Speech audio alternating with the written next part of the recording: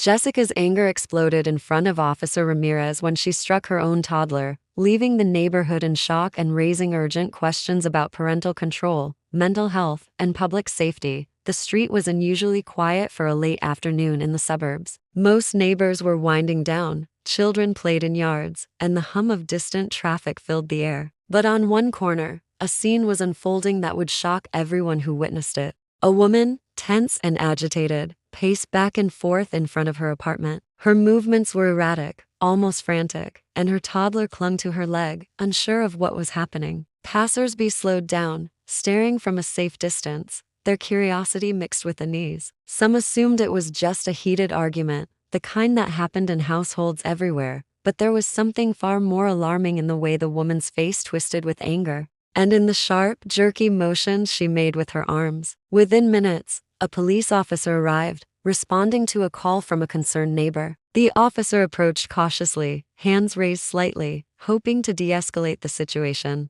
The woman's attention, however, was entirely on her child, her gestures sharp and unpredictable. Then, in an instant that seemed impossibly fast, she struck the toddler. The slap landed squarely, and the sound echoed down the street. Bystanders gasped, frozen in shock, unable to believe what they had just seen. The officer immediately stepped in, trying to intervene and protect the child, but the woman's reaction was unpredictable. She pulled back, her eyes wide, almost as if she didn't fully understand what she had done. The crowd around them grew larger, people peeking from windows, stepping onto driveways, and clutching their phones. Some neighbors whispered to each other in disbelief, trying to piece together how such violence could happen in broad daylight and right in front of law enforcement. The toddler, startled and crying, was trapped in the chaos, too young to escape or comprehend the danger. Every movement of the woman seemed calculated yet uncontrolled, her frustration radiating outward like a storm. As the officer attempted to calm her, onlookers felt a mixture of fear and urgency.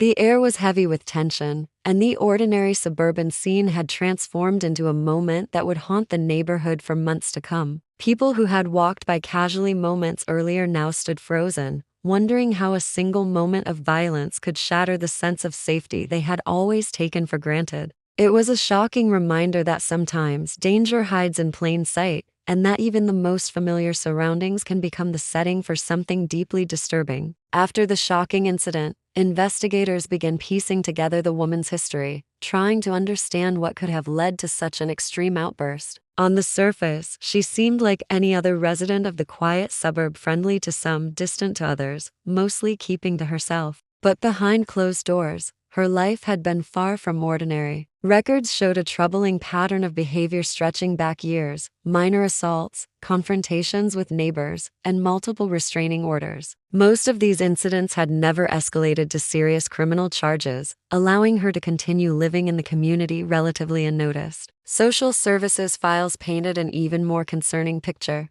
There were repeated reports of neglect, sometimes vague, sometimes alarming, but none had led to decisive action. Caseworkers noted that the toddler often seemed frightened or withdrawn, but with so many minor reports and limited evidence, nothing had triggered a full investigation. It was as if her chaotic lifestyle had been happening in plain sight, yet no one had been able to intervene effectively. Surveillance footage from nearby businesses provided crucial insight into the moments leading up to the attack. Security cameras captured the woman pacing, pulling at the toddler's arm, and speaking to herself in a low, tense voice. Each action seemed small and almost routine at first glance, but when viewed together, a pattern of escalating stress and aggression became clear. Experts reviewing the footage later described it as chilling. The woman's focus shifted rapidly, her attention snapping from one small irritant to another, while the child tried helplessly to maintain balance and composure. Neighbors who had witnessed the scene were left shaken. They described the moment as surreal, almost cinematic in its sudden intensity. One person recalled the way the officer hesitated, caught off guard by the speed of the woman's actions. Another remembered the toddler's small frame being jostled as if the world had been momentarily thrown off its axis. The incident raised questions about responsibility, safety, and the role of the community in preventing tragedies. Detectives began to see that this act of violence was not entirely spontaneous. While the woman's behavior seemed unpredictable, the deeper investigation revealed months of mounting stress, isolation, and unresolved conflicts. Each previous incident, no matter how minor, had contributed to a volatile pattern that had finally exploded in front of the officer and witnesses. The community, once confident in its peaceful routines, now faced the unsettling reality that danger could surface where it was least expected, leaving both children and adults vulnerable to forces they could never fully anticipate. As the investigation deepened, authorities uncovered a darker side of the woman's life that explained much of her erratic behavior. She had been grappling with severe mental health challenges for years, conditions that had gone largely untreated. Her moods swung unpredictably and episodes of intense agitation had become increasingly frequent. Friends and neighbors recalled instances when she seemed detached from reality, speaking rapidly or acting in ways that made little sense to anyone around her. The incident with her toddler, though shocking, was part of a larger pattern of instability that had been quietly escalating over time. Recent stressors had only intensified the situation. The woman had recently lost her job, facing mounting bills and looming eviction from her apartment. She had little family support, and her friends had gradually distanced themselves after repeated conflicts and unpredictable outbursts. Alone and overwhelmed, she appeared to be spiraling, caught in a cycle of anxiety, frustration, and impulsive behavior. Experts later noted that such conditions could dramatically increase the risk of violent reactions, particularly toward those most vulnerable, such as children. Witnesses described her actions in detail as investigators reconstructed the timeline. The toddler had been pulled roughly from one side of the apartment complex to the other, clinging desperately as the woman's movements grew more forceful. Each moment seemed to compound the tension, with bystanders frozen between fear and a desire to intervene. Even the officer present struggled to anticipate her next move, recognizing that her behavior was both impulsive and dangerously calculated. For those watching, it became clear that the danger was not a one-time flare-up, but a symptom of deeper issues that had been building for months, perhaps years.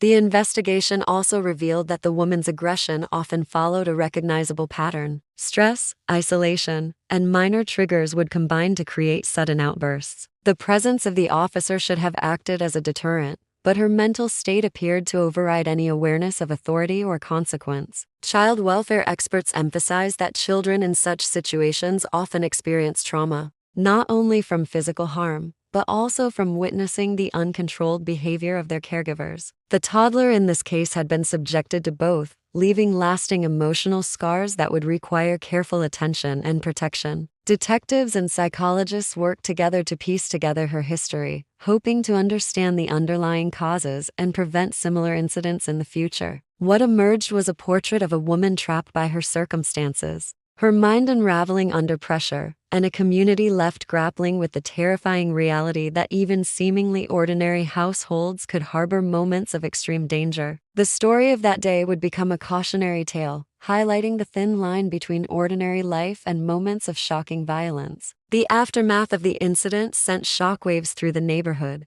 The woman had been arrested and charged with child abuse in front of a law enforcement officer, a serious offense that carried heavy legal consequences. News of the arrest spread quickly, leaving neighbors both horrified and curious. Many had known her only in passing, unaware of the full extent of her struggles. The courtroom soon became the stage for a tense and highly scrutinized case, one that would challenge the community's understanding of accountability, mental health, and justice. Court documents revealed a history of erratic behavior, including periods of substance abuse, social isolation, and neglect. The defense argued that her actions were the result of untreated psychological conditions, emphasizing that she required psychiatric treatment rather than long-term incarceration. Prosecutors, however, focused on the immediate danger posed to the toddler and the blatant disregard for the presence of law enforcement during the assault. The tension in the courtroom mirrored the uncertainty that had gripped the street months earlier, as witnesses and legal experts debated how best to balance compassion with justice. Meanwhile, social services moved quickly to ensure the toddler's safety.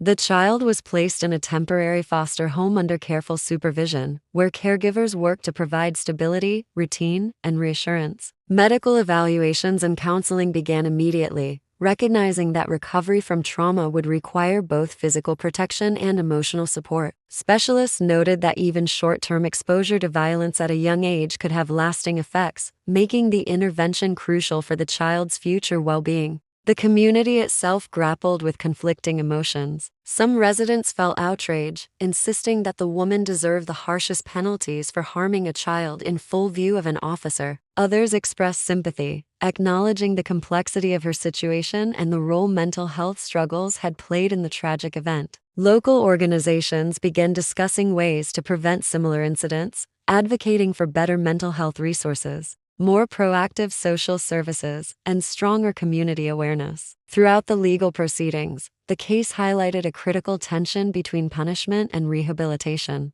Judges, lawyers, and mental health professionals all emphasized that the incident was not an isolated event, but part of a broader pattern of vulnerability and neglect. The woman's arrest became a focal point for conversations about systemic failures, parental responsibility, and the community's role in protecting its most vulnerable members. As the courtroom battles unfolded, the neighborhood was left to confront a harsh truth. Sometimes danger exists quietly beneath the surface, and prevention requires vigilance, awareness, and intervention long before a shocking act occurs. As the investigation continued, it became clear that the incident with the toddler was only the most visible moment in a series of troubling events. Neighbors began recalling subtle signs they had overlooked for months: shouting late at night, loud banging, and glimpses of a child appearing anxious or withdrawn. While no one had fully realized the danger, these fragments painted a picture of escalating tension and instability. Experts emphasized that the warning signs had been there all along,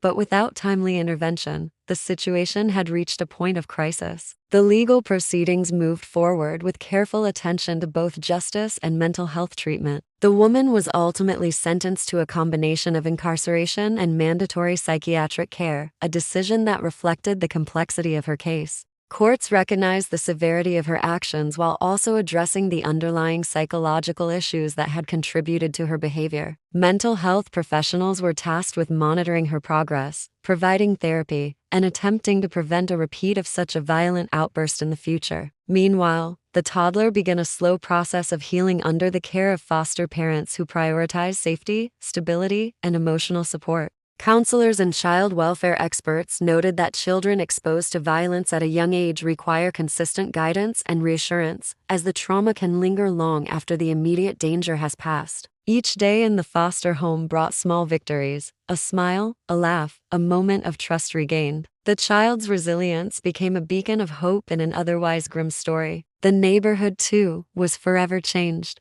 Residents reflected on how ordinary life could mask extraordinary danger, realizing that awareness and community vigilance are essential to preventing tragedy. Local authorities and social services began implementing programs designed to identify at-risk families earlier, aiming to provide support before situations escalated. The story of the woman and her child became a case study in the intersection of mental health, parental responsibility, and societal responsibility, prompting conversations that extended far beyond the confines of the courtroom. In the end, the incident left a lasting impression, a stark reminder that even in the most familiar environments, vulnerability exists, and every community bears a shared responsibility to protect its most defenseless members. The toddler's recovery symbolized the potential for healing and resilience, while the woman's sentence underscored the importance of accountability balanced with care. The quiet suburban street would never be quite the same, serving as a permanent reminder that violence can emerge suddenly, but with awareness, intervention, and support, the cycle can be interrupted before it spirals further out of control.